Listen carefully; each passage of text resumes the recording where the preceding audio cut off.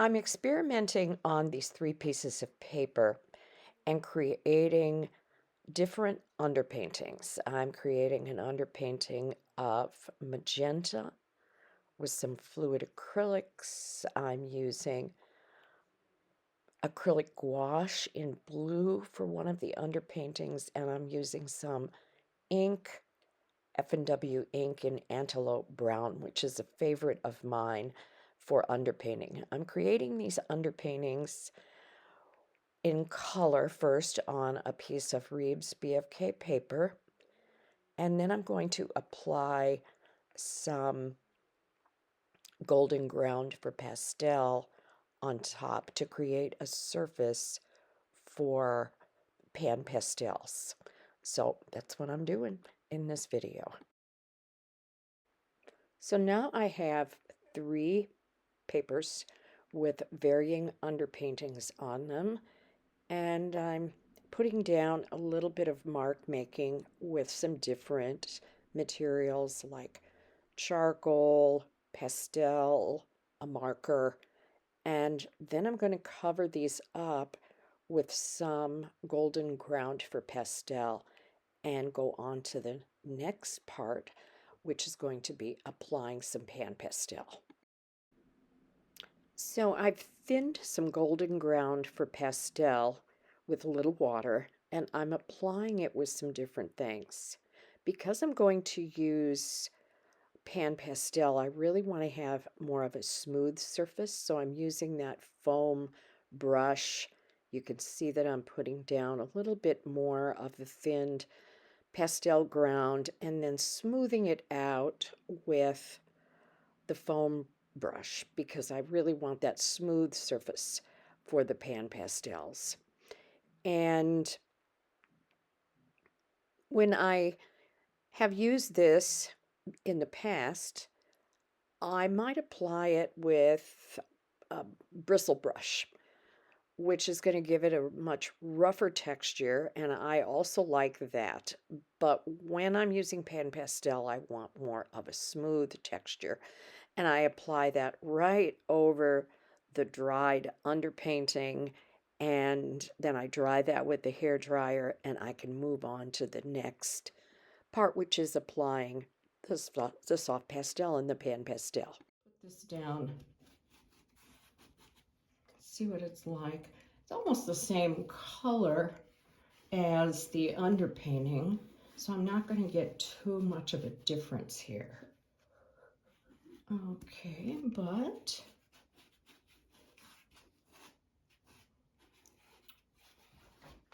okay. Alrighty, and then you wipe it off on a paper towel and you can pick up. But there's 4 edges here, and I picked out 4 different colors. So I'm going to use a little bit of green now. Oh, that's nice. I like how that goes over and really the liquids or the golden ground for pastel. I can feel that. That's a nice surface, a little bit rougher than pastel matte, but it is still smooth, which you really need for the PanPastels. Now I use a little bit lighter color.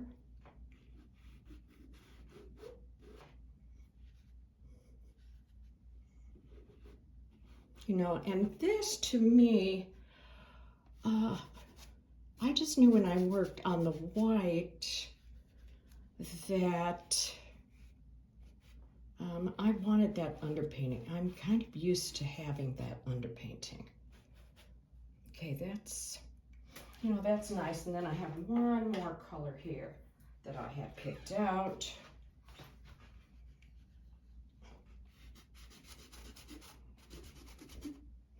So this would be kind of like the beginning stages of something. And one of the things I like about these is you're putting in a light layer of color, and It's almost transparent like a watercolor.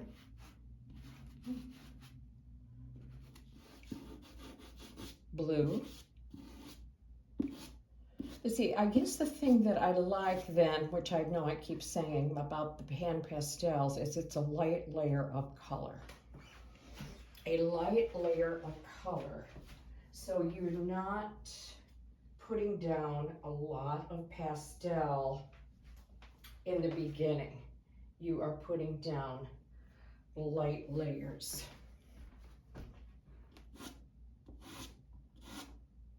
Nice color. I think it's probably something like a phthalo.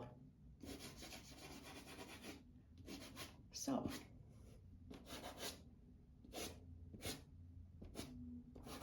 it'd be fun to do something like this, because then you can also say, do you respond to these colors? Are these colors that really kind of speak to you, that you think, oh boy, I really like those colors?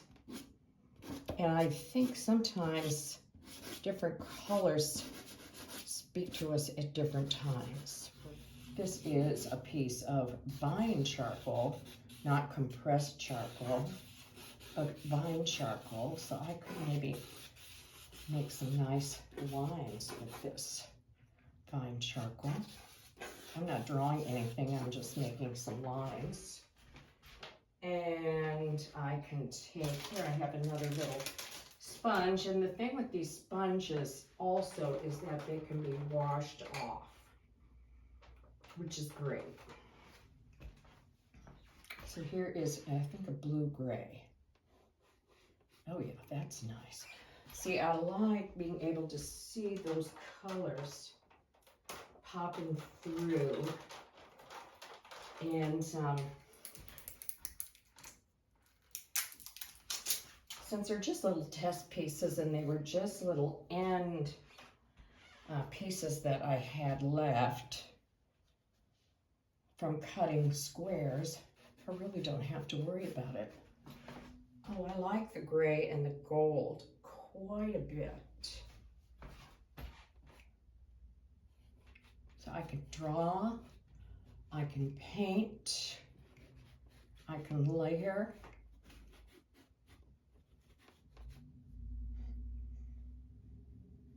That's what I wanted to show you. Underpainting golden ground for pastel, thinned, dried, a light layer of PanPastel, and then some soft pastels, which I used Unison and Art Spectrum in this case. And I think that that is about it. And maybe a couple of Diane Townsend's. I have another one here that I could put here, because you know those Diane Townsend's are wonderful as far as that last layer of pastel. I really like their ability to really add that extra